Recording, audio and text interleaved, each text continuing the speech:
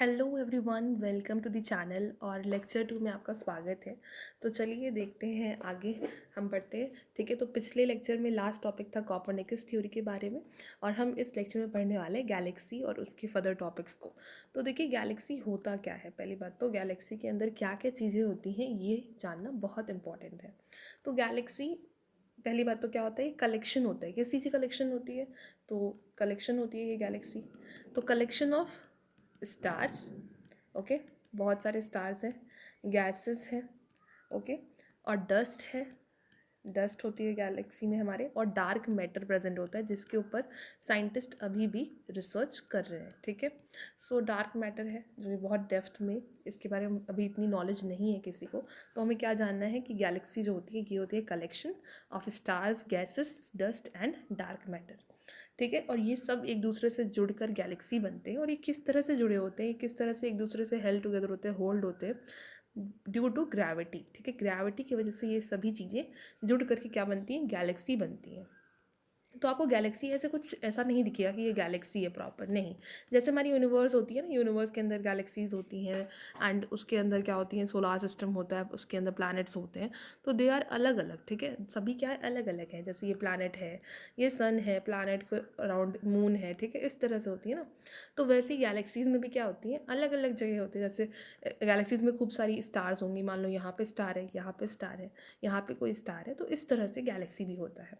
ठीक है, तो हमारी गैलेक्सी कौन सा है, हमारी गैलेक्सी का मतलब जहाँ हमारा अर्थ है, तो हमारी जो अर्थ है वो किस गैलेक्सी में है। ठीक है, तो वही होगी हमारी गैलेक्सी। तो हमारी गैलेक्सी का नाम है मिल्की वे गैलेक्सी। क्या नाम है? Milky Way Galaxy. ठीक है, मिल्की वे गैलेक्सी से हम इंग्लिश में कहेंगे और हिंदी में क्या कहेंगे, आकाशगंगा। ओके, सो आकाश गंगा कह लो या मिल्की वे गैलेक्सी कह लो, ये हमारी गैलेक्सी है। ठीक है, और हमारे गैलेक्सी का जो पड़ोसी है, मतलब नियरेस्ट गैलेक्सी, उसका नाम है एंड्रोमीडा। ठीक है, तो ये भी बहुत इंपॉर्टेंट है। एंड्रोमीडा ये है सबसे nearest galaxy to Milky Way galaxy. Okay, so ये एंड्रोमीडा नोट कर लेना। गैलेक्सी के बारे में अभी फ़िलहाल तो इतने ही पॉइंट्स हैं। अब आगे हम देखने वाले हैं सन के बारे में। सन को भी हम डिटेल में नहीं देखेंगे, हम देखेंगे अभी सिर्फ उसके बारे में कुछ छोटे मोटे पॉइंट्स। ठीक है, और उसके बाद में हम नेक्स्ट लेक्चर में सन को डिटेल में स्टडी करेंगे। देखिए सन जो होता है वो क्या होता है। सन, सबसे पहली बात तो सन एक स्टार है।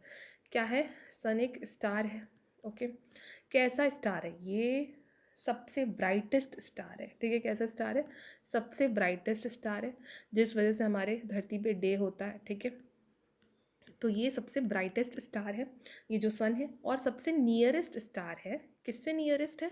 टू दी अर्थ। ठीक है, नियरेस्ट टू दी अर्थ मतलब ऐसा स्टार जो अर्थ के सबसे करीब है, वो कौन सा है? वो यही सन है। ठीक है, अब सन जो होती है ये इकलौती ऐसी स्टार है जो हमारे सोलार सिस्टम में प्रेजेंट है। हमारे सोलार सिस्टम में कोई भी स्टार नहीं प्रेजेंट है, सिर्फ एक सन है जो कि एक स्टार है। ठीक है, तो सन जो है ये ओनली स्टार है जो कि प्रेजेंट है हमारे सोलार सिस्टम में। Okay, very good. तो ये हो गया सेकंड इम्पॉर्टेंट पॉइंट। अब जो सन है ये कहाँ पे प्रेजेंट है? तो हमने देखा है कि कॉपरनिकस थ्योरी के अकॉर्डिंग जो सन है वो यूनिवर्स के एकदम सेंटर में है। ठीक है, जो हमारा सोलार सिस्टम है उसके एकदम सेंटर में है। ठीक है, तो ये हमारा अगर सोलार सिस्टम है तो इसके सेंटर में हमारा सन मिलेगा। ठीक है, ये हमारा सोलार सिस्टम है और ये हमारा क्या है? सन है। Okay, in the centre. अब देखिए जो सन है, अगर इसके एक बहुत इंपॉर्टेंट पॉइंट है कि सन की जो मास होती है, ठीक है, ये बहुत ही ज़्यादा इसकी हाई डेंसिटी होती है। ठीक है, हाई डेंसिटी होती है इसकी, हाई डेंसिटी होती है, और जो इसकी मास होती है ये बहुत ज़्यादा ऑक्यूपाई करती है। ठीक है, तो देखिए सन के बारे में, अगर मान लीजिए पूरा सोलार सिस्टम है, इसके अंदर जो सन है, ठीक है, भले ही यहाँ पे छोटा सा है, लेकिन जो सन है उसकी जो मास है, ठीक है, टोटल एरिया की अगर बात करें तो अगर मान लो पूरा जो मास होगा इस पूरे सोलार सिस्टम में 100% होगा, कंप्लीट पूरे मास की अगर बात करें, उसमें से 99.86% जो मास है वो सन का है। ठीक है, तो जो सन है वो क्या बनाता है? 99.86 total mass of the solar system ये अकेले सन का ही है। अब बचा हुआ जो मास है 0.14%, ये क्या है?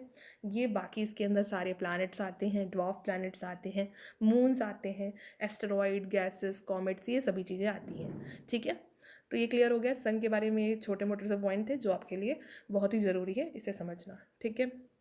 अब हम देखेंगे सेलेस्टियल बॉडीज़ को। सेलेस्टियल बॉडीज़ होते क्या हैं और वो किन किन प्रकार के होते हैं।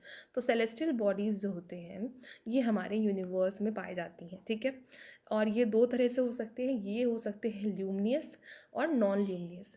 जब भी आपको ल्यूमिनियस देखने को मिले तो ल्यूमिनियस मतलब होता है जिसके पास खुद की लाइट है, मतलब वो क्या करते हैं, खुद की लाइट एमिट करते हैं, एमिट इट्स लाइट, ओके। ये अपनी खुद की लाइट एमिट करते हैं, इनके पास खुद की लाइट होती है। और जो नॉन ल्यूमिनियस है मतलब उसके पास लाइट नहीं है, तो उसके पास खुद की लाइट नहीं है, ठीक है, नो लाइट, कोई भी लाइट नहीं है। अब देखिए हमारे सोलर सिस्टम की अगर हम बात करें या हमारे यूनिवर्स की हम बात करें तो ल्यूमिनस कैसे हो सकते हैं, जैसे कि अगर हम देखते हैं किसी भी सन को, किसी भी स्टार को, ठीक है, जो हमारा स्टार्स होते हैं, ठीक है, जैसे फॉर एग्जांपल सन, उसके पास खुद की लाइट होती है तो वो क्या हो गया, ल्यूमिनस हो गया। लेकिन वहीं पे अगर हम देखें मून्स को, तो जो मून्स होते हैं उनके पास खुद की लाइट नहीं होती है तो क्या हो गया, नॉन ल्यूमिनस हो गया। और भी एग्जांपल्स हैं नॉन ल्यूमिनस की, जैसे कि हमारे कॉमेट्स हो गए, ठीक है, कॉमेट्स हो गए, एस्टेरॉइड्स हो गए, ओके, एस्टेरॉइड्स हो गए हमारे। उसके बाद से मीटियोर हो गए, ये सब जो होती है ना इनके पास खुद की लाइट नहीं होती है, मीटियोराइट हो गया, ठीक है। तो ये सभी जो होते हैं ना, और भी बहुत सारे एग्जांपल्स हैं जो कि नॉन ल्यूमिनस है। अब ल्यूमिनस क्या है, वो है स्टार, सन, ये सब क्या है, ल्यूमिनस है ये सारे, ठीक है। अब यहाँ पे हम डिटेल में देखेंगे नॉन ल्यूमिनस को, ठीक है, और इसको समझेंगे, क्योंकि ये जो टर्म्स होते हैं कॉमेट्स, एस्टेरॉइड, इसमें आप लोग कंफ्यूज होते हैं और ये बहुत इंपॉर्टेंट भी हैं, ठीक है। कॉमेट क्या होता है, एस्टेरॉइड क्या होता है, मीटेरॉइड क्या होता है, मीटियोर क्या होता है और मीटियोराइट क्या होता है, एकदम सिंपल से लैंग्वेज में आपको मैं क्लियर कर दूंगी, ठीक है। तो चलिए देखते हैं सबसे पहले कॉमेट्स को। कॉमेट्स क्या होते हैं बेसिकली। कॉमेट्स जो होते हैं ये बहुत बड़े से बर्फीले ऑब्जेक्ट्स होते हैं। बर्फीले मतलब आइसी होते हैं, ठीक है। सो ये कैसे होते हैं बच्चों, ये होते हैं लार्ज, ठीक है। ये कैसे होते हैं, ये होते हैं लार्ज, बहुत बड़े होते हैं, ठीक है, लार्ज होते हैं। और ये आइसी होते हैं, मतलब बहुत ही ठंडे होते हैं, ठीक है, आइसी ऑब्जेक्ट्स होते हैं, आइसी ऑब्जेक्ट्स होते हैं, ठीक है। और ये किससे बने होते हैं, ये बने होते हैं डस्ट से मिल कर के। इसके साथ और क्या रहता है, ये रॉक्स भी होते हैं इसके अंदर, ठीक है, रॉक्स होता है, डस्ट होता है, फ्रोज़न गैसेस होते हैं जैसे कि कार्बन हो गया, ठीक है, मीथेन हो गया, ये सब क्या होते हैं, फ्रोज़न गैसेस होते हैं, ठीक है। तो फ्रोज़न गैसेस होते हैं, इन सब से ये मिलकर बने होते हैं, ओके। और ये जो कॉमेट है, ठीक है, ये क्या करता है, ये ऑर्बिट करता है सन को। ऑर्बिट करना सन का मतलब सन के चक्कर लगाता है, ठीक है, ऑर्बिट दी सन। तो ये इसके बारे में इंपॉर्टेंट पॉइंट था, ओके। तो जो हमारा कॉमेट है ये बड़े बड़े आइसी ऑब्जेक्ट्स होते हैं जो कि किससे बने होते हैं, डस्ट, रॉक, फ्रोजन गैसेस से। और ये क्या करते हैं, ऑर्बिट करते हैं सन को, ओके, परफेक्ट। कॉमेट में हमारे पास एक बहुत ही इंपॉर्टेंट कॉमेट है जिसे हम कहते हैं हेलीज कॉमेट। क्या कहते हैं हम कहते हैं हेलीज कॉमेट। इसका स्पेलिंग लिख लेते हैं, HALLEY, ठीक है, एस। हेलीज कॉमेट जो है ये क्यों इंपॉर्टेंट हो जाता है, क्योंकि ये हमें हर मतलब एवरी, ठीक है, एवरी कितने ईयर्स पे, 76 ईयर्स पे हमें ये देखने को मिलता है। तो हमारे अर्थ से हम इसे हर 76 ईयर्स पे देखते हैं, ठीक है, इस कॉमेट को।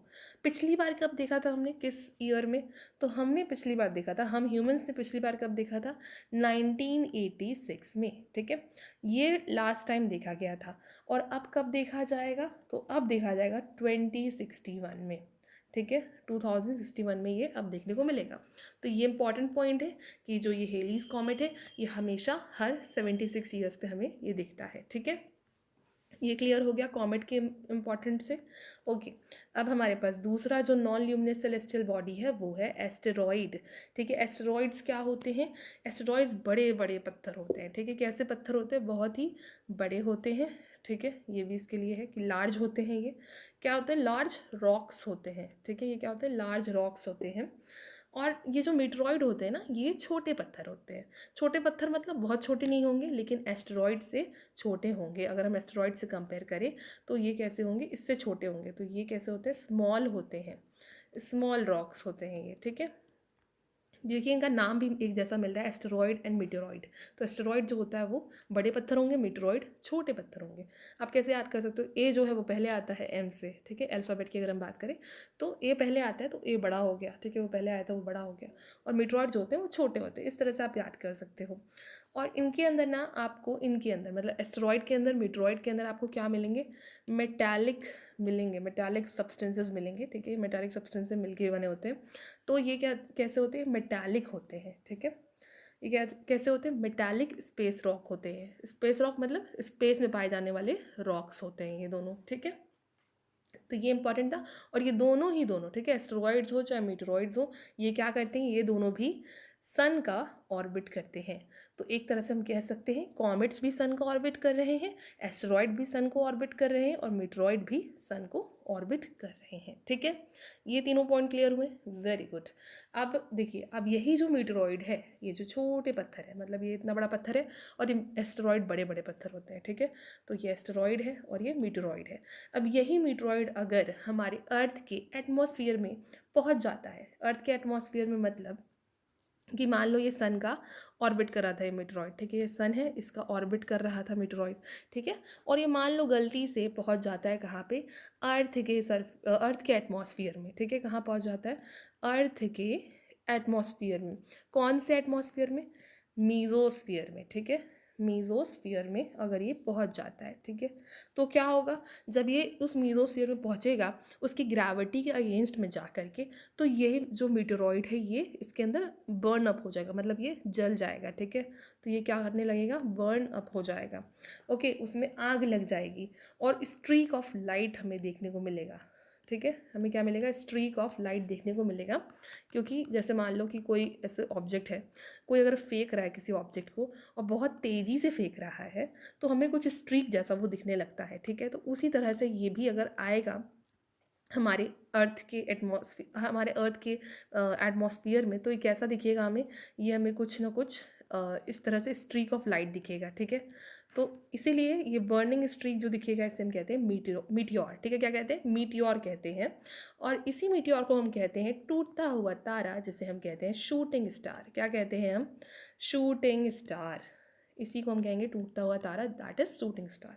तो मीटियोर क्या होता है, टूटता हुआ तारा होता है, ठीक है। और उसके अंदर क्या होती है, आग लग जाती है, स्ट्रीक होती है, ठीक है।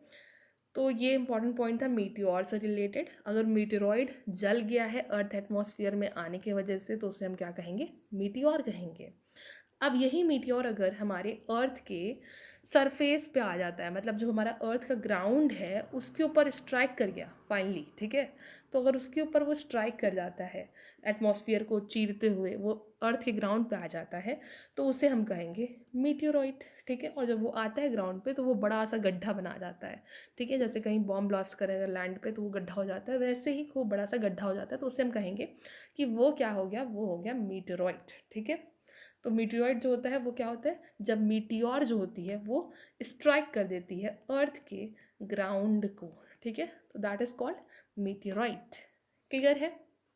तो ये इंपॉर्टेंट पॉइंट्स थे सभी के नॉन ल्यूमिनस सेलेस्टियल बॉडीज से। आपको कुछ नहीं करना है, आपको अपने आंखें बंद करनी है और आपको बस रिवाइज करना है सभी चीज़ें, कि जो हमारे कॉमेट्स होते हैं, ठीक है, वो कॉमेट्स के बारे में इंपॉर्टेंट पॉइंट क्या है, ठीक है। हमारे एस्टेरॉयड जो हैं वो कैसे रिलेटेड हैं, तो एस्टेरॉयड और मीटेरॉयड से हम रिलेट करके पढ़े हैं, ठीक है। तो ये भी इंपॉर्टेंट है, एस्टेरॉयड और मीटेरॉयड जो दोनों रॉकी होते हैं, ठीक है, दोनों क्या होते हैं, मेटालिक होते हैं। इस तरह से आपको पैसिव रिकॉल करके आपको याद करना है चीज़ों को, तो आपको ये क्लियरली याद हो जाएगा। और बाकी ये बहुत ही सिंपल था, मैंने आपको एकदम क्लियर वे से समझा दिया है। आई होप कि आपको ये लेक्चर समझ में आया होगा। थैंक यू सो मच, मिलते हैं नेक्स्ट लेक्चर में।